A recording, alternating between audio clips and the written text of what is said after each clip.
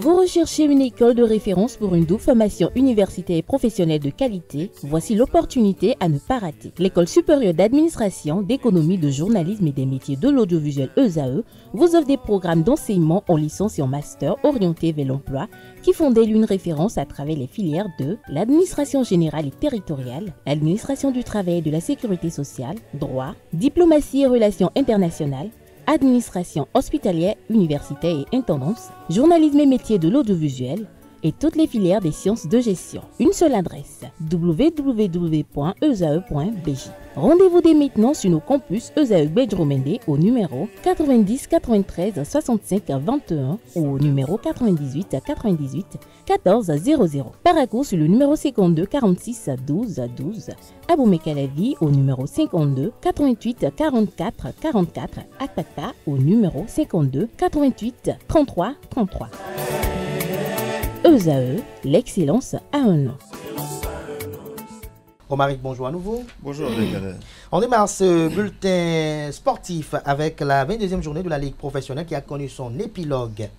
Oui, amis internautes, bonjour. Nous avons joué la 22e journée de la Ligue Pro le week-end écoulé. Dans la poule A, Boa de Sinondé s'est imposé 1-0 face au Buffle du Borgo. Dynamique FC et Dadje ont fait match nul, 0 but partout.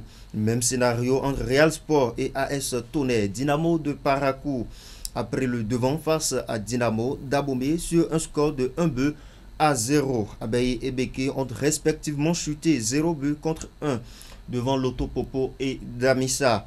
US Cavalier s'est largement imposé 3-0 face à Panthère. Match nul, 1 but partout entre Espoir et Banigansé. Et enfin dans ce groupe, Kodio a battu AS Takouné 1-0. Dans le groupe B à présent, l'AS Police et AS et Avrankou Omnisport se sont inclinés devant Ayima et Sita Tunga respectivement.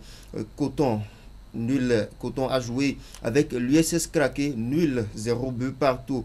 Nul 2 buts partout entre AS Sobemap et AS Cotonou. Même production entre Dragon et Requin, mais avec la différence de 1 but de plus. Pour finir avec le groupe B, Étoile filante après le déçu 2-1 face à la jeunesse athlétique de Kétou. Vous nous faites la position de chaque équipe.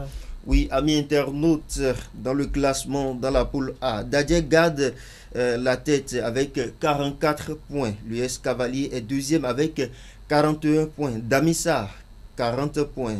Dynamo d'Aboumé, 37 points. Panthère, 5e avec 36 points. Rodio, 36 points également. 7e, Lotopopo, 33 points.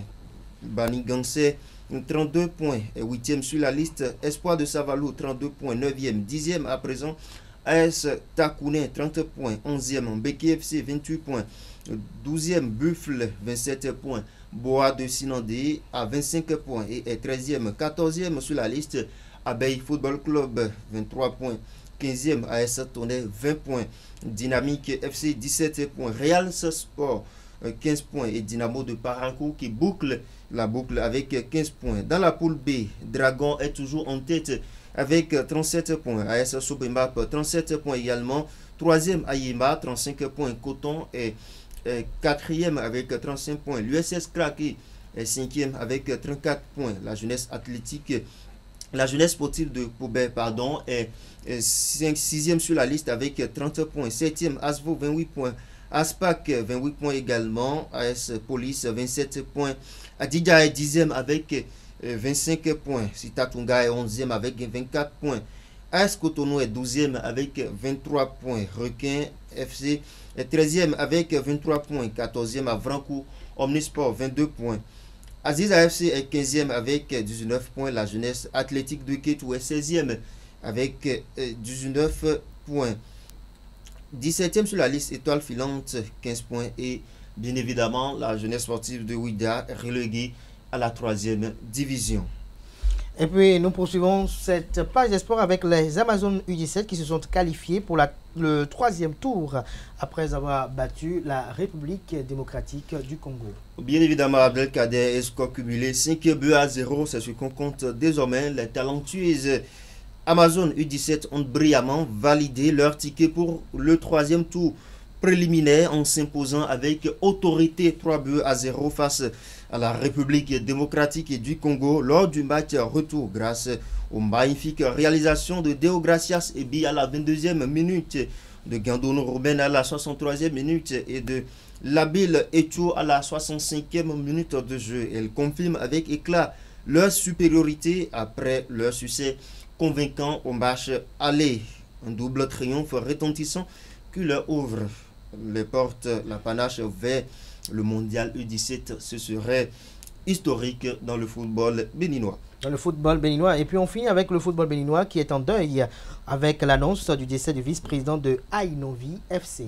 Une mauvaise nouvelle pour le football béninois.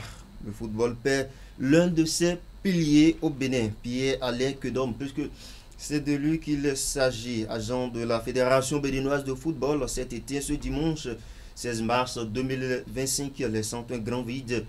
Passionné et dévoué, Pierre-Alain Kedom a contribué au développement du football béninois, aussi bien à la Fédération béninoise de football qu'au sein de Ainovi Football Club où il était jusque-là vice-président.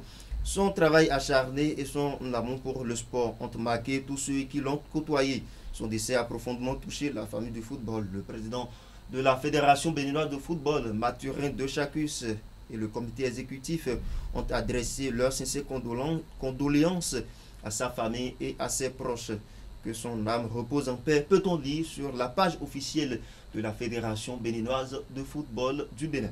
Peut-on lire sur la page de la Fédération béninoise de football, notamment la FBF. Merci à vous, Romaric Diesgo-Gouenou, pour votre présentation de l'actualité sportive. Vous restez avec moi, ainsi que Nasrine Fatoumbi. On retrouve juste après ceci, notamment Romaric, pour le prénom du jour, pour le faire efficacement.